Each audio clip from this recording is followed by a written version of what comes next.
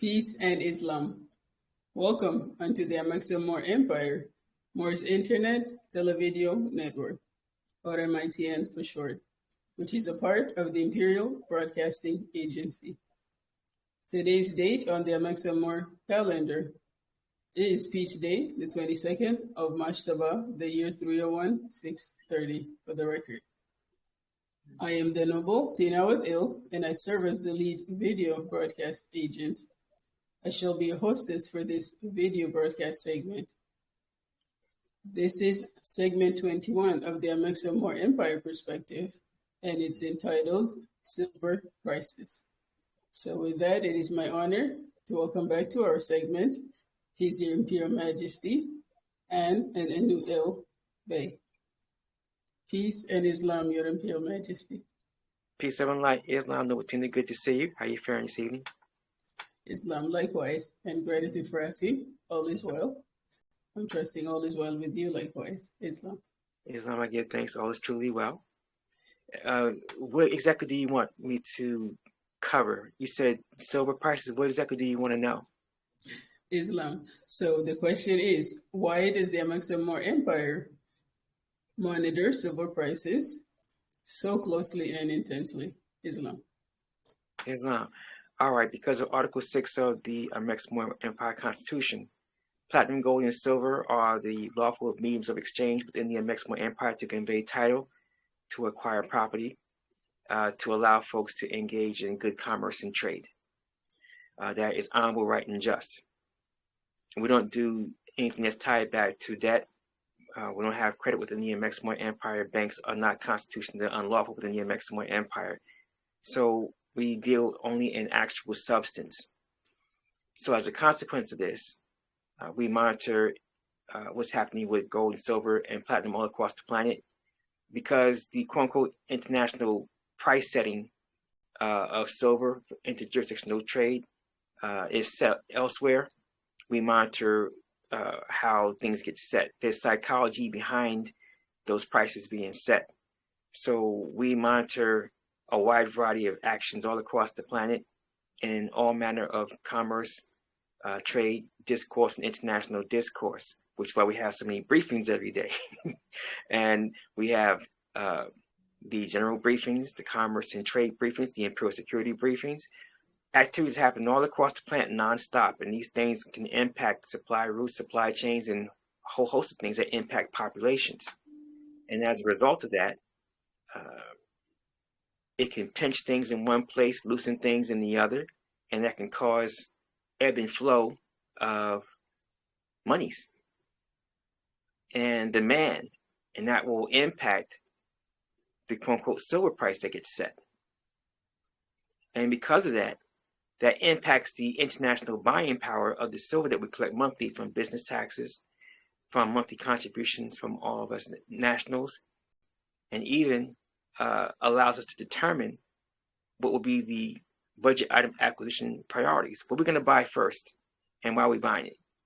Because where we're sourcing things matters. So if we're buying equipment, materials, and supplies in Sector 4, or in Sector 1, or in Sector 5, or in Sector 3, within the Amexem-Moor-Empire, the silver may go further in one place than it goes in another because of international exchange rates. So we look at these things to determine what we can buy with the funds that we have on hand in terms of how much silver we collect on a monthly basis. So the quote-unquote silver price right now is at 36 and change of so-called worthless pieces of paper, so-called US dollars. As a result of this, we now know if we're going to be locally sourcing things in North Amexem, what it would cost us to buy things interjurisdictionally here. If we're buying it, say, in Sanaga district, in the Kenyatta district, on the Songhai district, in the Azania Matabele district, in the Kangushiba district, or if we're buying things in the Albion district, or in the Mero district, or in the Chipchas district, or Guansile district, or in the Cebu Kariri district, then we'll have an idea of what's going to cost us to buy those items, how much silver we have to expend. So when the quote-unquote silver price rises, it's deflationary for us. When the quote-unquote silver price decreases, it becomes inflationary for us. To simplify the math, let me give it to you like this. Let's say that the silver price is 25 so-called US pieces of paper. Then we'll take 4 of those ounces to make 100 of those pieces of paper. If we're buying something in this jurisdiction that costs about, say, 100 pieces of the worthless paper, well then, that would require 4 ounces of silver to acquire it. If the quote-unquote silver price drops down to 20 for an ounce, it becomes inflationary, so instead of being 4 ounces of silver, it costs 5 ounces of silver now. If the silver price rises and goes past 25 to say 30 an ounce, well then now it costs us less silver per month, or less silver to acquire a particular item. Hence, silver price goes up, it's deflationary for us. Silver price goes down, it's inflationary for us. Same thing for platinum and gold. That's the best way to answer your question as you asked it. Do you have a follow-on question, Noble Tina?